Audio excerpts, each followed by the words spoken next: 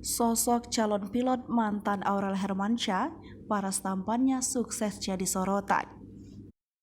Sosok mantan Aurel Hermansyah kini posisinya sudah digeser oleh Atta Halilintar usai menikahi putrinya Krisdayanti.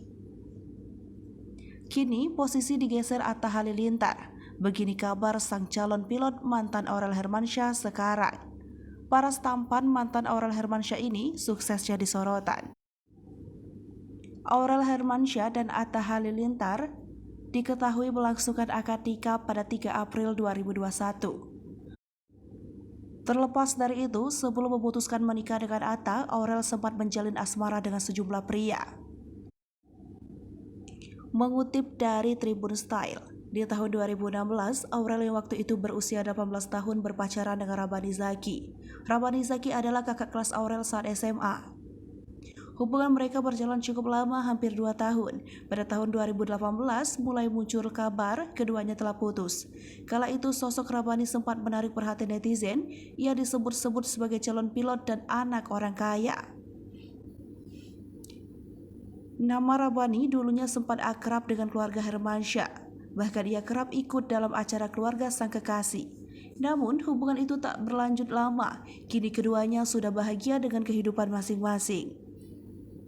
Aurel akan segera menikah, sedangkan Rabani memiliki kekasih bernama Marsha Sonda. Bani begitu Rabani disapa, beberapa kali mengunggah foto kebersamaan dengan sang pacar.